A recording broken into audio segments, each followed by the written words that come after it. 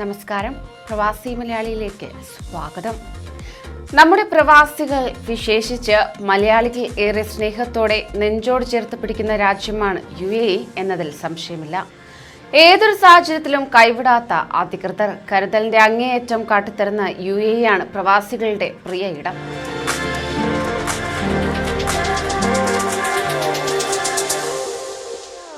Gulf പ്രവാസം അരനൂറ്റാണ്ടും 3 തലമുറയും പിന്നിട്ടിരിക്കുന്നു.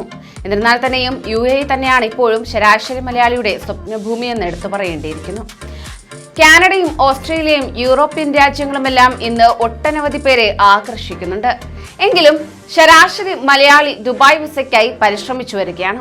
മലയാളിയുടെ ആ സ്വപ്നഭൂമിക്ക് ഇന്ന്, അതായത് ഡിസംബർ 2-ന് 50 വർഷം തികയുകയാണ്.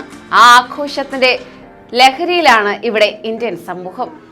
34 ലക്ഷത്തോളം ഇന്ത്യക്കാർ UAE-യിലുണ്ടെന്നാണ് കണക്കുകൾ വ്യക്തമാക്കുന്നത്. ഇതിൽ മലയാളികൾ മാത്രം 17 ലക്ഷത്തിലേറെയുണ്ട്.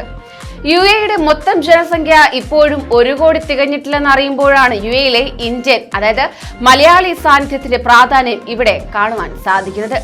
UAE ജനതയിൽ 80% കുടിയേറ്റക്കാരാണെന്നാണ് കണക്കുകൾ വ്യക്തമാക്കുന്നത്. അതായത് സ്വദേശികൾ 4-1 പോലും ഇല്ലെന്ന് സാരം.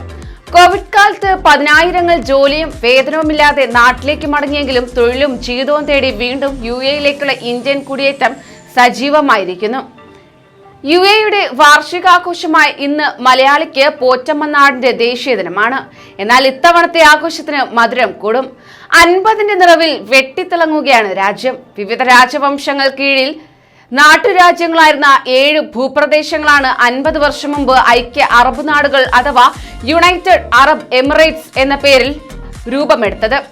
1971 ഡിസംബർ 2-ന് Abu Dhabi, Dubai, Sharjah, Ajman, Fujairah, Umm al Quwain എന്നീ എമിറേറ്റുകളെ ഒറ്റ പേരിൽ ചേർത്ത് നിർത്തുമ്പോൾ മണൽക്കൂനകളും കടൽത്തീരങ്ങളും മാത്രമുള്ള ഒരു മേഖലയായിരുന്നു UAE.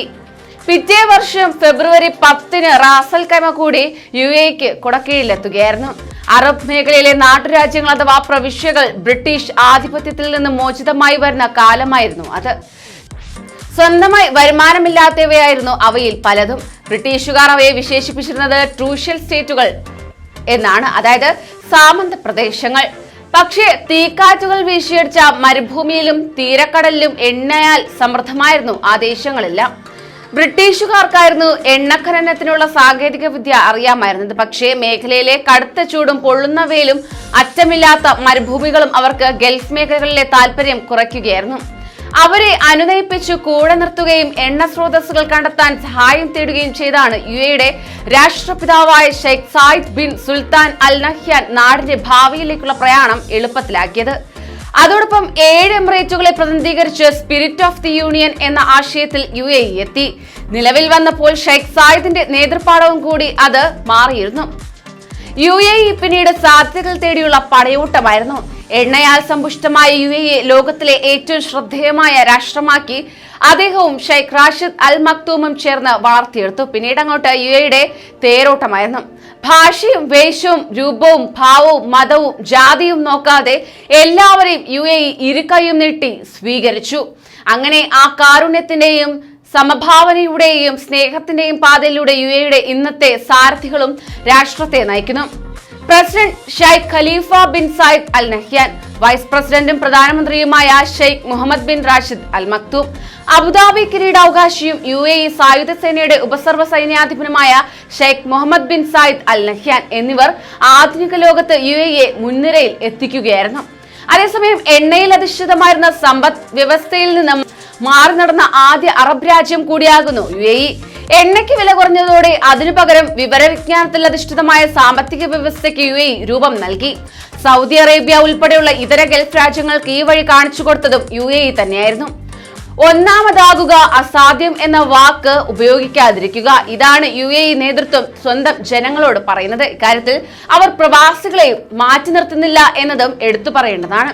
നിക്ഷേപകരെയും പ്രതിഭകളെയും രാജ്യത്ത് ആകർഷിക്കാനും അവരെ UAE-യിൽ നിലനിർത്താനുമായി 10 വർഷം വരെ കാലാവധിയുള്ള ഗോൾഡൻ വിസയാണ് UAE നൽകി വരുന്നത്. ഇതിനകം ഗോൾഡൻ വിസ നേടിയവരുടെ എണ്ണം 45,000 കഴിഞ്ഞു. ലോകത്ത് വരാൻ പോകുന്ന മാറ്റങ്ങൾ മുന്നിൽ കണ്ട് ഒരുപാട് മുന്നെയാണ് UAE കുതിക്കുന്നത്. അടുത്ത 50 വർഷത്തെ അജണ്ട 3 വർഷം മുമ്പ് തന്നെ അവർ തയ്യാറാക്കി കഴിഞ്ഞു.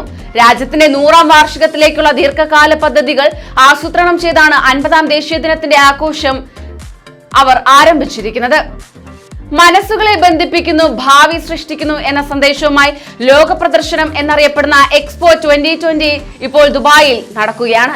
2020 ഒക്ടോബറിൽ ആരംഭിക്കേണ്ടിയിരുന്ന എക്സ്പോ കോവിഡ് കാരണം 1 വർഷം നീട്ടിവച്ചതാണ്. അതേ പേരിൽ തന്നെ UAE ഇപ്പോൾ ആഘോഷിച്ചു പോരുന്നത്. ഈ ലോക മഹാമേള സംഘടിപ്പിക്കുന്നത് UAE തന്നെയാകുന്നു. ജബൽ അലിയിലെ 1000 ഏക്കറിലേറെ മരുഭൂമിയിലാണ് എക്സ്പോയ്ക്കായി ദുബായ് വികസിപ്പിച്ചത്. അവിടെ 6 നില കെട്ടിടവുമായി ഇന്ത്യയുടെ പവലിയനുമുണ്ട്. എക്സ്പോയ്ക്ക് ശേഷം ഇന്ത്യയുടെ ട്രേഡ് സെന്ററും കൾച്ചറൽ സെന്ററുമായി ഈ കെട്ടിടം മാറുമെന്നാണ് ഏവരുടെയും പ്രതീക്ഷ. അങ്ങനെ പ്രവാസികൾക്കും ഈ ദിനം പ്രത്യേകതകൾ നിറഞ്ഞതാകുന്നു. കൂടുതൽ പ്രവാസി വാർത്തകൾക്കായി ഈ ചാനൽ സബ്സ്ക്രൈബ് ചെയ്യൂ.